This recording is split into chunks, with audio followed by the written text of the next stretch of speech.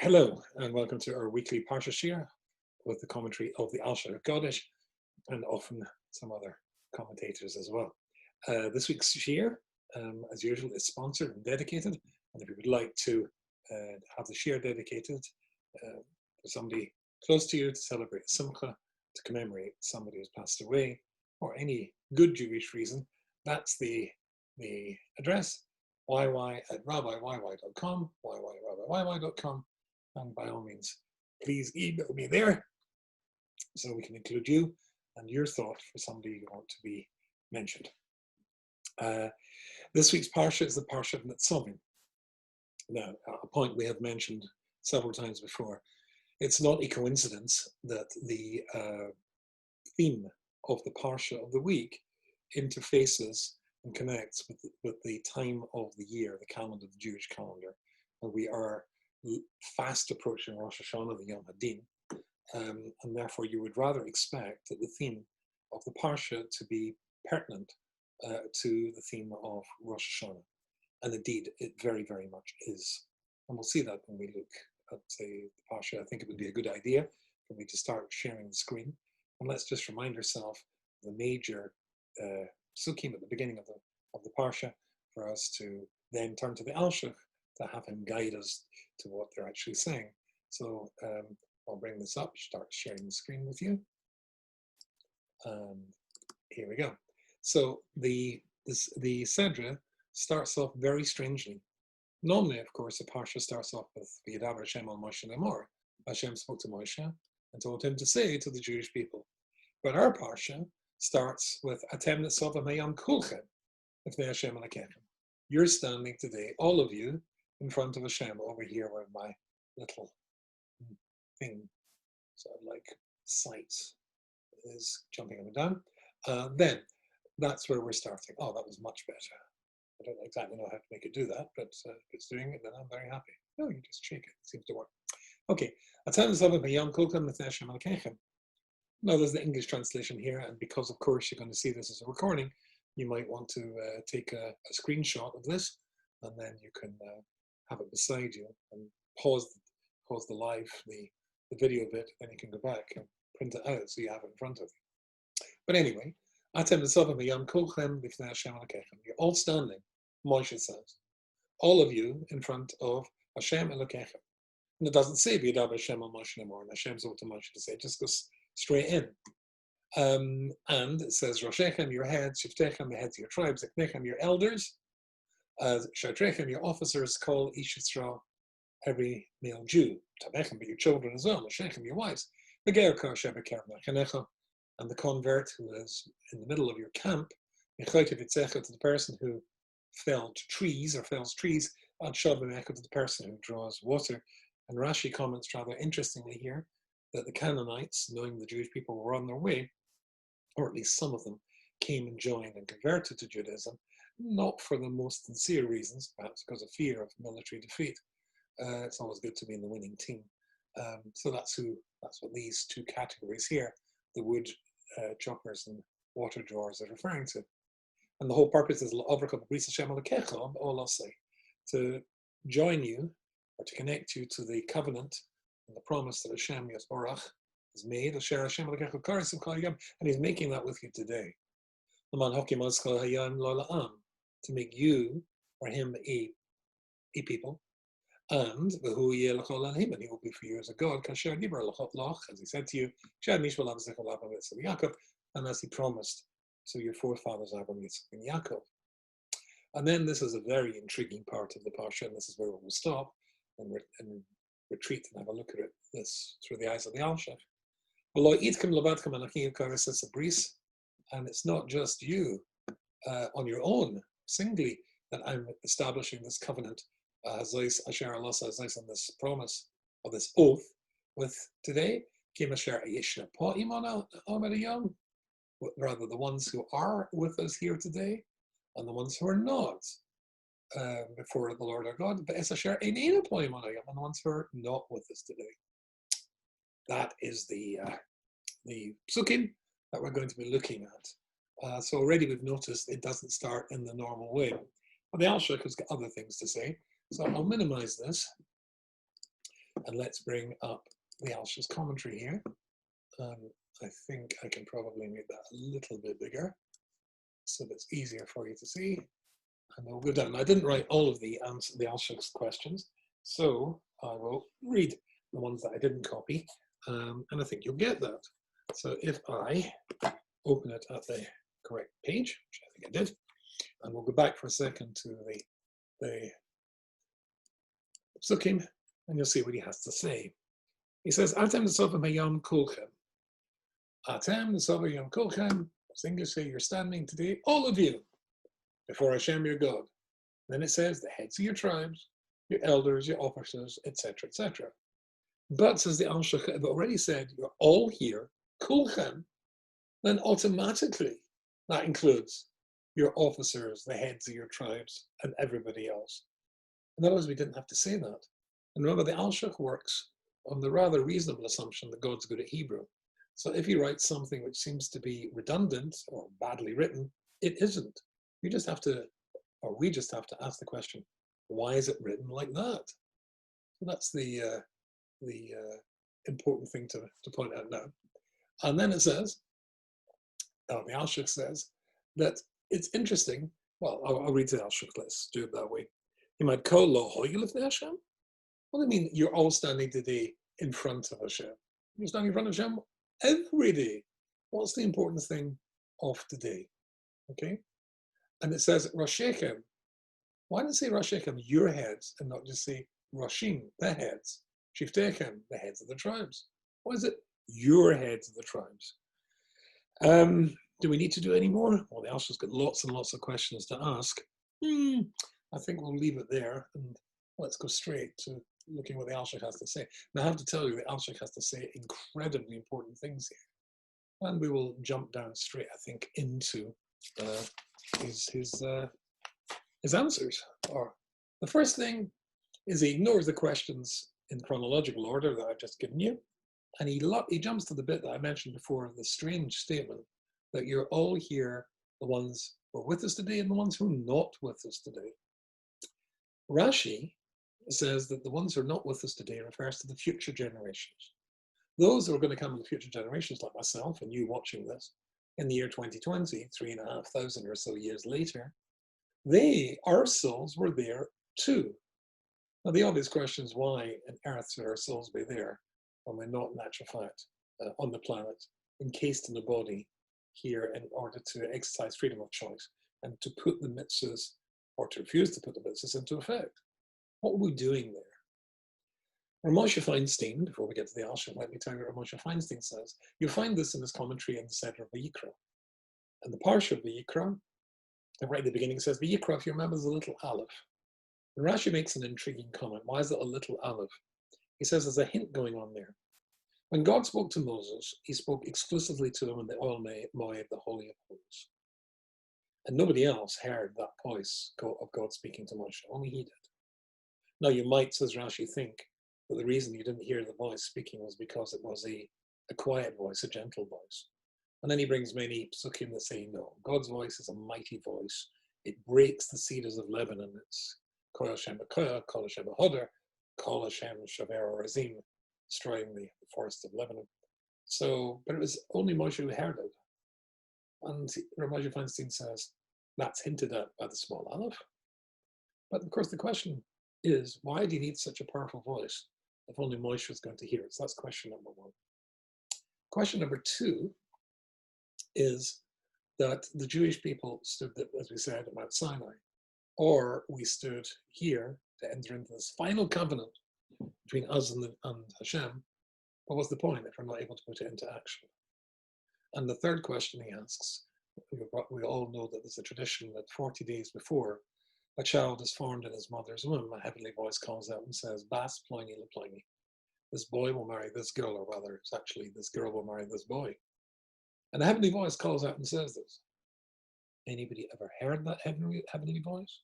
Anybody ever been there when that voice spoke? So the question is, well, obviously no. The question is, why have that heavenly voice call out if nobody hears it? And basically, Ramosha answers that all of them are the same answer.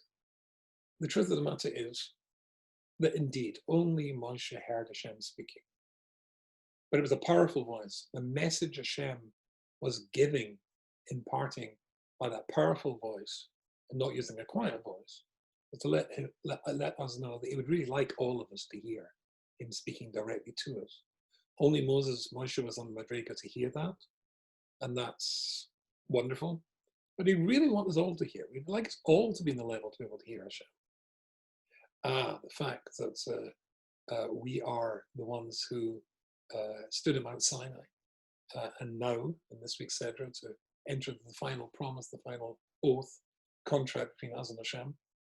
At each future generation, you should know that even though it was not yet your time to come to this world, not yet your time to come into a body with choices. Still, I want you to know that you were invited to the party. You would be coming. I wanted you to be there when this oath was being sworn. So you're participating. And the last one, the heavenly voice that says, Bas Pliny Le Pliny, even though the Shadchan, the matchmaker, has chosen or put together this boy and this girl, 20, 22, 21, whatever the age is going to be, we all should know that ultimately the person who puts together is Hashem. So you can see a reason, a rationale why you would want to invite future generations to be there, and many other reasons as well. But those ones where Moshe Feinstein would do very nicely for our purposes. But the Alshich says, but there's a problem with the Rashi. He says that's not what the Medrash says. Let's look. So we look here. I've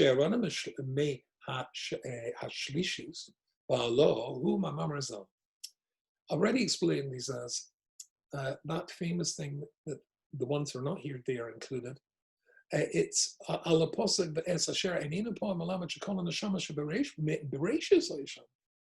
Rashi says the future generations, all the souls that were going to come. No.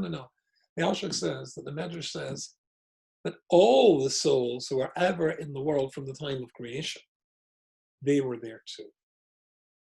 Not the future, but the past as well. The previous generations. Let's read on. And he says, it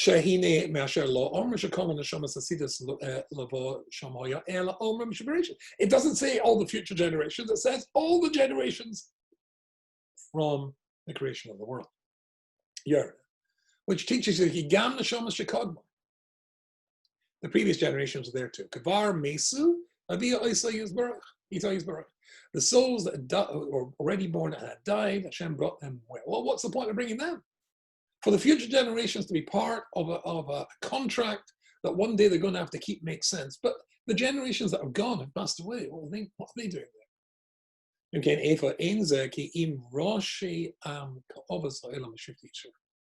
And the ones that we're talking about, previous generations, are the heads of the Jewish people, the ones that came at the head of the story of the Jewish people, Abraham, Yitzchak, and Yaakov, and the sons of Yaakov, the heads of the tribes. And when that's able to say, but here's his explanation. Why did the previous generations come? Because in such a hugely critical historical moment as this, it was important for all of them to come into the bris, a new covenant between Hashem and the Jewish people, and then a bishvua and an oath,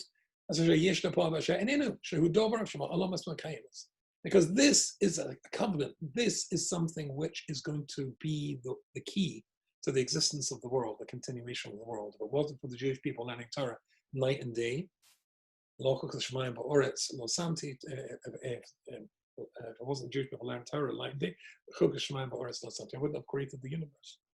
So that's why we had to be there. So it's, according to the Alshich, the reason that the previous generations came was because it was such a big event. So therefore, that's what it means. We all of us, Abraham, Yitzchak, and Yaakov, with a Shifti Yishurim, Shnaim as a Shifti Kol, Reuben, Shimon, Levi, Yehuda, the heads of the tribes, Yaakov's sons, they were there. Al Kol, Hanashamas, Asidas, Abois, Gamim, and I was there, and you were there, all the future generations too. Yom Kol Teva is the cause of Al Nakaim, Bali Yisr, and with that, everything fits beautifully into place for Shechem, and it says, let's go back and look at this. So now we can look at this, this makes sense. After the Sodom Hayam Kulkam, you're all standing here today. That's all that generation. You're all here. Rosh Hashem, Shiftechem, it's not that Rosh Hashem, Shiftechem, your heads and the heads of your tribes of this generation, but the previous, the original heads of the Jewish people and heads of their tribes. We've just seen. Now that fits into place. We'll see what it means with Kulchem in a second, but let's finish this little paragraph here. And he says, "Heim Shnaim es Hashanah ben Yaakov, Abbas v'Achreim Zakenim Ziknechem v'Shadrechem v'Kol Yisrael Yachad." And the whole of the Jewish people followed after. Well, Derek Pshat. Now he takes a different road. But in a simple explanation, Ki lama sha'akibas hahu Christ bris imoyes baruch nasa. Since God made this in order to establish this new covenant between the Jewish people and Himself, or rather, this final covenant would be a better way of putting it. In Sophet, there's no doubt, Ki Hashem hoyasham, that Hashem Himself was there, l'kayim al choros imoy habris, to establish the bris. Obezeh yomer atem. So it says, you, the Inyan keep a safe Parsha Sakadems, because the end of the previous Parsha, I didn't put this on the screen, so I'll read this bit to you. At the end of the previous Parsha, which is Kof Test. Now, of course, the giveaway really was, if I put this back up here, we said, why doesn't it start in the usual way? Well, notice it starts with Posuk Test. This is not the beginning, really, of the Parsha. This bit of the Parsha actually is a continuation of what it said in the end of the previous Parsha. That's why it's verse 9, not verse 1. What does it say there? In verse 1 of chapter 29, not verse 9 of chapter 29, but Yikra Moshe al Kol Yisrael, and Moshe calls the Jewish people. Oh, that's a good way to start. That's a traditional way to start a Parsha. But Yamanem, he said to them, Atem Re'isam es Kol Asheros Hashem, and they never had strong. The Paroi, you all saw with your eyes what Hashem did to Pharaoh with Kol Abodam, he saw the Kol Artsai. And you saw with your eyes the incredible miracles that He did. But God didn't give you the ability to understand and comprehend. The eyes to see, but the ears to hear, until this day. And then the incredible miracles happened that you were 40 years in the desert and you had nothing to eat, but it was provided for you miraculously. Your clothes never became tattered. Your shoes never wore out. It was a completely miraculous existence. But you only understood that now. So this is something we said, if you remember, the Alshich said at the end of the or last week's Parsha, when he says 40 is important. Let's read them. He says, "Remember, V'yikra Moshe Kol Yisrael v'yamar aleim atem rosim es kar she'asa Hashem." You all saw what God did. But He didn't give you the ability. But that's to comprehend it. Until now, 40 years later. As the Gemara says, and I led you, etc.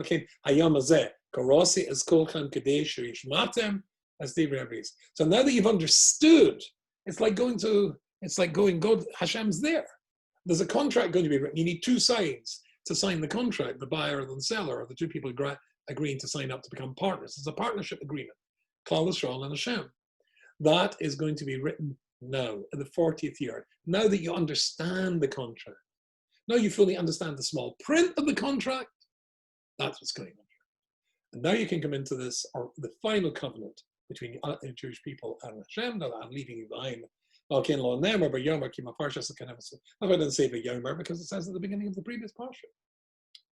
Interesting. However, the Alshich is going on to say something which is so important in these few days that we have before Rosh Hashanah. And that is going to be something I think we have to really, really concentrate on. This theme or this point rather, the theme of the Parsha totally intersects or interfaces with the time of the year that we're in. It's something I mentioned last week, that when Adam Rishon, who was the first person who experienced the first Rosh Hashanah, the Yom Hadin, the Day of Judgment, you'll remember that the Medrash says that Hashem said to him, now, at the end of the court case, tell your children, this was not a day, Rosh Hashanah, that I set up to judge them in order to find them guilty. It's a day I set up in order to judge them and find them not guilty. Not a day to judge them guilty and convict, a day to judge them not guilty and, what's the other word, not convict, to let them off. So that's what that's all about. That's what this is all about. He wants us to have confidence to go into Rosh Hashanah, knowing that He's on our side. That's what this Parsha does. Let's go back to sharing the screen and see the next bit the Alshich has to say to us. So, wait, let's see the next bit. Now, fine. We just said that the reason it doesn't start, he answered that question, it doesn't start in the normal way is because really that goes back to the previous Parsha. But why is it split? Why is it split? Why not have it all together like a normal Parsha? Why doesn't the Parsha start at Koftas and go all the way through? Why does it a little bit there and then 9? Why does it start at 10 Netzavim? Listen to this. This is so important. He says, Kine Rashi zal the Parshas Matos. Rashi says in Parshas Matos, because of the call Diber Oy Emir Shahoya Moshe Ayman Yisrael Hoya Kabel in the scene. When Moshe had a message from God or a new piece of Torah to teach to the Jewish people, he taught it first to the princes of the Jewish people. There was a hierarchy. And then after that, to the rest of the Jewish people. Actually, first taught it to Aaron, and then the heads of the tribes, etc., as we said. But the Davar Bom Rishon is to speak to them first, but Achrem, and after that, El Kol Yisrael, to the rest of the Jewish people. With that in mind, let's revisit our Parsha. The reason it starts with the words Atem Netzavim Hayom, Kulgam, all of you, the reason I'm speaking to all of you, where in previous times I spoke just to the princes, that's because previously you were coming to speak to me. But I'm a human being, and that person's a human being. I have to give honor to the most prestigious members of the Jewish people first. The Dabar Bom, Russian, because that's the heads. They're the heads. But now, today, you're standing not in front of me, you're standing in front of God. And Shehula crossing my breeze, and he's making a covenant with all of you. Me who hayodeh. And who can honestly say in front of his Baruch me who God? In front of God, who is the important one, and who is not. Human perspective is not God's perspective, as Hashem himself says. I don't see the world, I don't see things the way you do, which is obviously rather obvious when you think about it. One of the most famous stories of all is when Shmuel Hanavi comes, who was considered to be the equivalent of Moshe and Aaron together, comes to Yishai, King David's father, the greatest rabbi of the generation, to tell him that Hashem sent a message that amongst his sons is the next king of the Jewish people. And he brings his sons to be presented, and he thinks that his oldest son, Eliel, is the ideal candidate. Shmuel sees him and thinks in his head, surely before me is standing the one that Hashem had in mind. And then Hashem spoke to him and said, no good. See, the problem is that you look only at the outside. I look into the heart. And the one that they chose was the one that wasn't even brought to be chosen. The Yiddish word is an auswarf. Somebody rejected. He wasn't brought to be counted amongst the brothers, the possible candidates. And it was the one that was rejected from even the even the possibility of being in the calculation. He was the one that's chosen. Who knows? Whoever knows who is the person that in the eyes of Hashem is the important person. Because in the eyes of Hashem, often it is the case, and it certainly can be the case, that the person that down here in this world is considered to be prestigious, huge wealth, huge power, importance, in heaven is not considered important at all. Whereas the person is considered the auswarf, the irrelevant. Really, he is the most relevant. And if you see I've got my little hand here, which I write in my notes whenever something's very important, I think that's crucially important. Before him, who's to say who's the top guy and who's not? It's interesting. This idea, as we said from Shmuel, who knows who is most important? There's also a reference to the Gemara in Bava Basra in that few on the base. When there it talks about, famously, it talks about Rabbi Yosef bar Rabbi Shiur, or rather called Rabbi Yosef bar Rabbi Shiur, who had, I suppose, a heart attack or something like that, and he fell down dead. My father, my late father, died. I was in shul. I was 18 on Purim morning, 18, maybe 17, on Purim morning when he died. It was his 21st heart attack. He'd been technically dead 3 times, but he was revived. This rabbi here, Rabbi Yosef, Bereder Rabbi Yeshua, son of Rabbi Yeshua, he had something, whatever it was, and he fell down dead. But they revived him, they brought him back. And his father famously said, "What did you see when your soul left your body and went up to Shemayim?" And he famously replied, "Olam hofuch is gracie. I saw an upside down world. The people who in this world were considered to be exceptional and important and critical, they weren't critical at all. And the ones that were considered to be the irrelevant, they were the most important." So that's what the Alshich is referring to here. That's why it says, "Ki lefonav yizbarach lefoamim v'tachtonim l'mal." Sometimes the ones who are down low in the social order here are considered to be very important up there, and the converse is true as well. Okay, al odom lo echna leish v'ish b'torah malasei. Therefore, is the case you should never look at a person just because of the status and the size of his bank account. Kim omer kulchem lifnei Hashem l'keichem. Stand. You should look upon them as kulchem. You're standing, all of you, kulchem. There is no hierarchy when you're standing in front of God. There's hierarchy when you're standing in front of Moshe, as he explained. So I have to honor the princes first. But you're not standing in front of me. Kulchem lifnei Hashem l'keichem. Together, you're standing in front of Hashem. No, that fits beautifully with what we've been saying before. So if it's kulchem, why does it have to say the heads of the tribes, etc.? It's talking about the original heads of the tribes. Kulchem is telling you another message. You're all equal in God's eyes. We're all equal in God's eyes. He knows who's important and who's not important. And the Huma Meir is on the Pasuk says, and Eov now he's going to give a whole lot of psukim that prove that. But I'm going to jump down a little bit. Zeh Maimer, and that's why it says, although I really have to tell you to continue that theme, I came up with a little custom. And the little custom, you're not supposed to make up customs, but the Ramban famously wrote a letter to his son, which he told him he must read once every single week. And the famous Igeras of Ramban. Well, he wrote many famous letters, but that was the most famous one. So after I make Abdullah every week, then after I've sung Hamavdil, then I take out this little bencher, and which I was given by Rabbi Noam Moskowitz, the Rosh of Medrash Shmuel, a very dear friend, and in it it's got the letter of the Ramban to his son, and I say this every week. And in it he says, "Shema b'ni Moshe Rabbeinu ve'al titosh Torah semecha." Listen to your father's advice and your mother's Torah.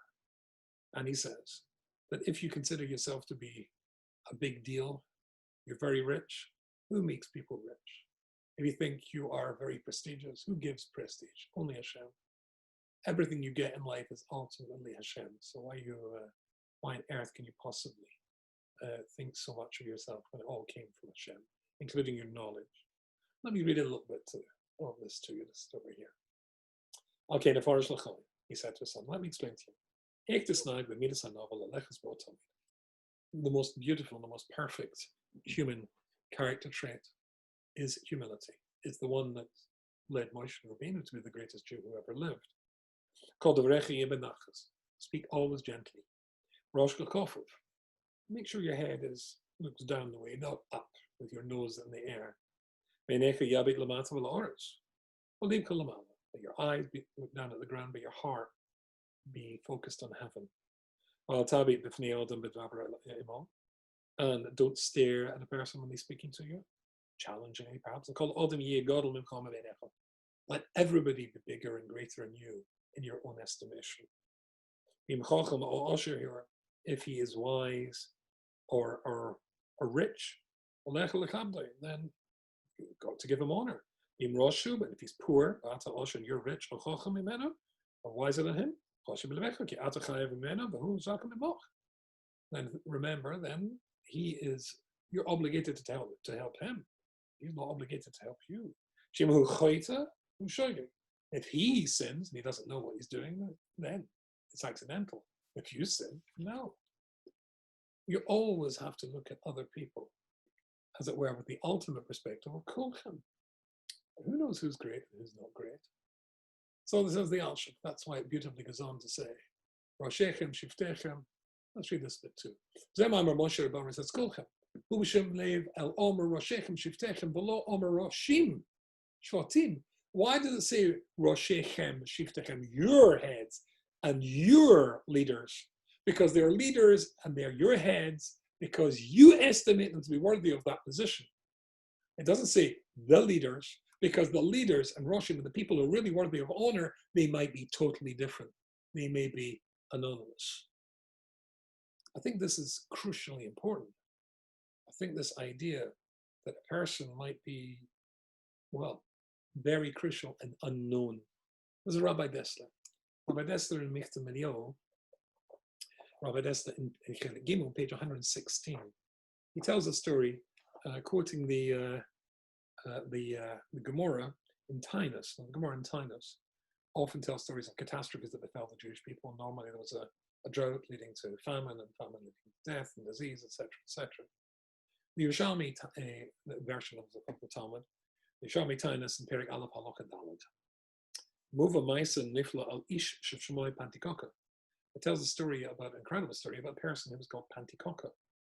Interesting name. Shumufursim Kachoitsu, that everybody knew was a terrible, horrible person, did horrible things. Began Perish's Rabbi Dessler in brackets. Shemoi Beloshin Yavonis Chomish Aviris. Pantikoka is, well, the Greek word I think it's pentos, is it?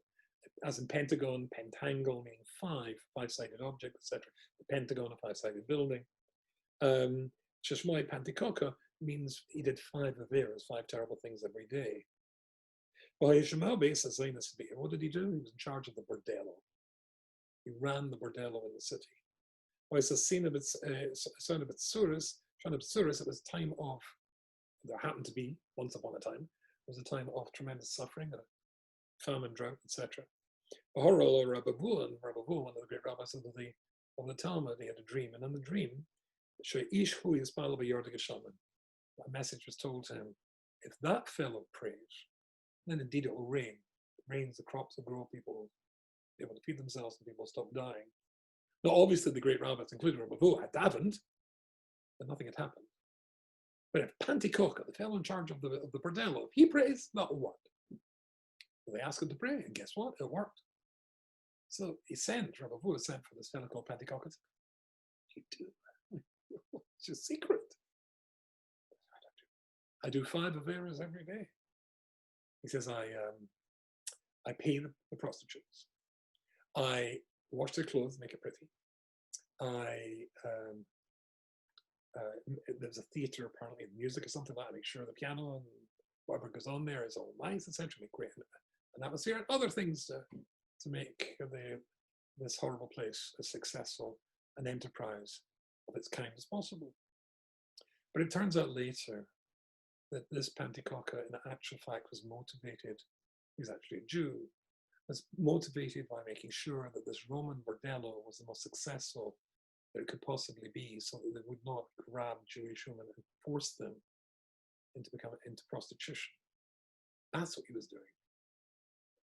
But if you heard the name Pantikoka, if there was a Pantikoka living in your neighborhood, and you hear his name come up at or somebody mentioned at the table, you would be embarrassed. You would be, embarrassed is putting it mildly. But he wasn't an Who can say who is the really great person? All the great rabbis of the generation could not get it to rain. He could. Let's go back to seeing our Alshich. Okay. So let's close this one and open this one over here. This is very, very interesting. And as you can see, it's got one of my little hands. It's a hand. It's interesting. Here we go. 2 paragraphs to go. That's why it says your heads and your heads of your tribes. But perhaps in the Hofchul, maybe it's quite the opposite. In the eyes of Hashem. A royal Levov who sees into the hearts of people. Oh, maybe it should have been other people who were in charge. And your elders, these are the people, and Shatrechem, the people you appointed, maybe they're the wrong people. Now let's look at this one. This is so interesting. The Kivin Lashrishim Beshiflus. Kikol Echad Yichus Shachavera Godel Imeno Al Yosef Shuffle. Oh, and so that a person should have the right perspective on the balance of who is the great tzaddik and who is not. There's a story about a person Show you Makabed is Kolzalosi. There's a person, this is just like our Ramban we read before, who used to honor every single person, Kikotan, even if he was a smaller person than him, or a child, Kagodl, whether it was an adult greater than him, Tamolov, and people were amazed by that. Why do you treat everybody with such covet, such honor? If he's older than me, and he also Yosef mitzvahs many, he must have done many more mitzvahs than I did. And if not, and if he's younger than me, well, he's not done as many affairs as I've done. He's greater than me. I've got to honor his Torah. And if I know more Torah, if he didn't know intentionally the severity of the things when he of the Torah's mitzvahs when he contravened them, and his guilt is much less than mine. The exact same concept that we had before. Beautiful. Coming to Rosh Hashanah when you might think, do I have any role to play? But the Talmud says, imagine a scales perfectly balanced. All the bad deeds of the Jewish people on one side, all the good deeds on the other side, perfectly balanced, and along comes one Jew. One Jew. ... Fill in the name. Which name would you choose? Chofetz Chaim? Maybe it's your name. Or even something called Pentecoca. Everybody would go, oh, who knows? Because Rosh Hashanah is not a day to convict, but a day to let people off. But there's more than this. So according to the Alshich, the reason that people from the generation of the past were allowed to be there in Netzavim when there was a new or a finalization of the contract between the Jewish people after 40 years, when they understood it properly, was because it was so monumental. But I want to take you to one of my favorite, perhaps my favorite Hasidic Sefer, the Shem Mishmuel. And the Shem Mishmuel, he says something which is truly, truly exciting. He quotes the Rambam. You'll find this in the Parsha Kitetzi. The Rambam says, this is so important, I think I have to read this to you. The Rambam says, V'nira l'farash here, Rambam, the Parsha Mishnah, Sof Mesechus Makas, the end of the Mesechus Makas, and his commentary to the Mishnah, the Rambam says the following thing. Kosev the im odom mekayim mitzvah achas v'shleima, says the Rambam. It's written that if a Jew will keep one mitzvah properly, then you get to Olam Haba. Arihu ben Olam Haba, v'tichoch harbe lehen Torah, mitzvahs kadesha akoponim, im kol kach mitzvahs nakol yir kol echad l'kol pokas yasa mitzvahs achas karoi. And so that's the reason why there's 613 mitzvahs. Because there are so many mitzvahs that surely each Jew can get one right, can do one properly. And that should be enough to get him into heaven. Now, the Shem Mishmuel says, what on earth is the Rambam talking about? Classically, the human body, or the mitzvahs are 613 mitzvahs. 638 is 248 do's and 365 don'ts. 248 do's, 365 don'ts. And classically, the Talmud splits the human body into 613 parts with the same subdivision, 245 bones, 365 sinews. And the idea is that if you do the mitzvahs properly, you're perfecting that part of your body that you do the mitzvah with. But Kabbalistically and mystically, your soul is also subdivisible into 613 parts, 248, 365. You're here to perfect the soul. How can perfecting one mitzvah over the other 612 bits of your neshama that are not being perfected because you're not perfected them? So how can the Rambam say that? And then the Shem Mishmuel said, but hold on, but how could you possibly ever do that? There are some mitzvahs that you can never possibly do.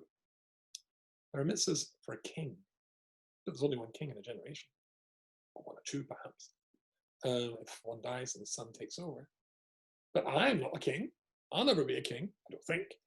And therefore, how could I ever do the king's mitzvahs? I'll never be a woman. Can I do mitzvahs that are for a woman?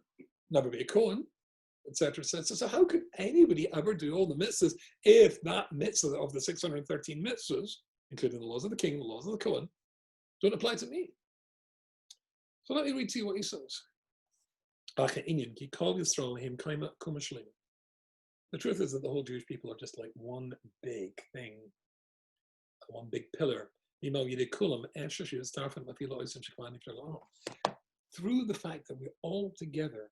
Imagine a body, right? Here's Rubinstein, the tip of the pinky.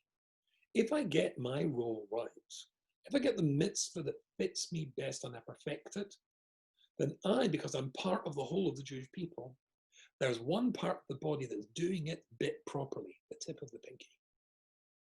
I join to the other parts of the body, the brain, the head, the heart, and the greats who are doing that. They're getting my little functionality, my little bit, I'm getting theirs.